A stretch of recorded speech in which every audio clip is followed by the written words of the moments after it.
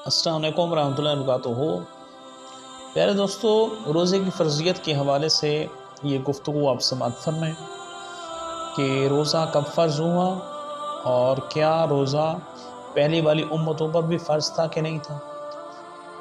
تو یاد رکھیے، اللہ رب العزت نے سورہ بقرہ کے اندر ارشاد فرمایا، یا ایھا الذین آمنوا کتب علیکم الصیام کما کتب علی الذین من قبلکم لعلکم تتقون۔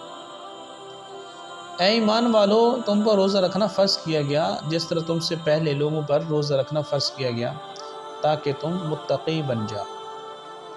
تو پیارے دوستو، روزہ صرف مسلمانوں پر فرض نہیں ہے، بلکہ قدیم جو لوگ ہیں، قدیم مصری، یونانی، رومن اور ہندو، سب روزہ رکھتے تھے۔ موجودہ تورات میں بھی روزے داروں کی تعریف کا ذکر ہے۔ حضرت موسیٰ علیہ السلام کا 40 روزے رکھنا یہ بھی بالکل ثابت ہے۔ اور اس کے ساتھ ساتھ یہود جو ہیں، یہود یروشلم کی تباہی کو یاد رکھنے کے لیے بھی اس زمانے میں بھی روزہ رکھتے ہیں۔ اسی طرح جو موجودہ انجیل ہے اس میں بھی روزے کو عبادت قرار دیا گیا ہے اور اللہ تعالیٰ کی قرب کا سبب قرار دیا گیا ہے، اور روزہ داروں کی بھی تعریف کی گئی ہے،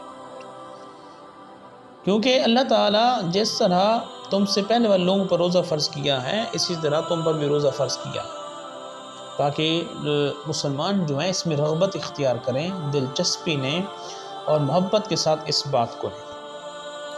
کیونکہ جب کسی مشکل کام کو عام لوگوں پر لاگو کر دیا جاتا ہے تو پھر وہ سہل ہو جاتا ہے، پھر وہ آسان ہو جاتا ہے اور اس پر عمل کرنا بالکل درست ہو جاتا ہے۔ یاد رکھیے، جو روزہ ہے اس کی فرضیت کب ہوئی؟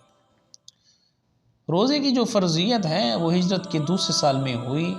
ہجرت کا 1.5 سال گزر چکا تھا اور شعبان کا مہینہ تھا۔ 10 شعبان کو روزہ فرض ہوا تحویل قبلہ کے بعد۔ اب پیارے دوستو، روزہ کسے کہتے ہیں؟ یاد رکھیے، روزے کا لغوی معنی ہے کسی چیز سے رکنا، پرہیز کرنا، اس کو چھوڑ دینا۔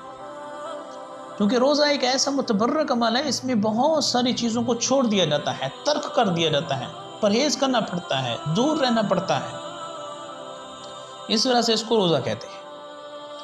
اور شریعت کی اصطلاح میں اس کو روزہ اس وجہ سے کہتے ہیں چونکہ اس میں ہر مکلف بالغ شخص ثواب کی نیت سے طلوع فجر یعنی صبح صادق سے لے کر غروب آفتاب، سورج کے غروب ہونے تک کھانے پینے اور جماع کو چھوڑ دیتا ہے، کھانے پینے اور جماع کو چھوڑ دیتا ہے، اور اس کے ساتھ ساتھ بطور تشریح یہ کہہ سکتے ہیں وہ گالی گلوچ سے باز رہتا ہے، وہ برائیوں سے باز رہتا ہے، وہ حسد، بغض، کجی سے باز رہتا ہے۔ تمام تر چیزیں چھوڑنی پڑتی ہیں روزے میں، کیونکہ آپ احادیث سنیں گے انشاءاللہ آپ کو پتہ چلے گا کہ روزے میں کتنا بندے کو پرہیز کرنا پڑتا ہے تاکہ اس کے روزے پر گرد نہ پڑے، اس کو ثواب کامل ملے۔ اور اس کے ساتھ ساتھ کھانے پینے اور جماع کو ترک کرنے کے ساتھ ساتھ اپنے نفس کو تقویٰ کے حصول کے لیے تیار کرنا، یعنی اپنے نفس کو تقویٰ ملے، کیونکہ اللہ تعالیٰ نے ابھی اپنی آیت مقدسہ سنی ہے، اللہ تعالیٰ نے فرمایا لعلکم تتقون، یہ علت ہے روزے کی کہ تم نے جو روزے رکھے ہیں اس کی علت یہ ہے، میں تمہیں انعام یہ دوں گا، تمہیں پرہیزگار بناؤں گا، تمہیں اچھا انسان بناؤں گا، تمہیں متقی بناؤں گا، تمہیں اپنی راہ پر چلنے والا بنا دوں گا۔ تو پیارے دوستو، یہ روزے کی فرضیت ہے لعلکم تتقون۔ یاد رکھیں پیارے دوستو، سب سے پہلے نماز فرض کی گئی ہے، پھر نماز کے بعد زکوٰۃ فرض کی گئی ہے، اور اس کے بعد روزہ فرض کیا گیا ہے۔ یہ ایک ترتیب ہے۔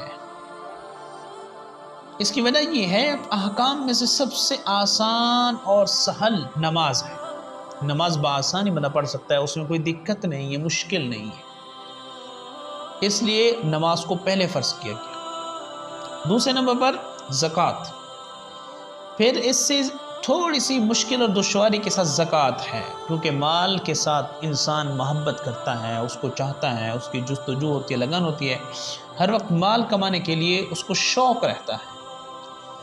پھر اس کے بعد اس سے زیادہ مشکل چیز روزے کو فرض کیا گیا، کیونکہ روزہ ایک ایسی چیز ہے کہ نفس کو کھانے پینے اور عمل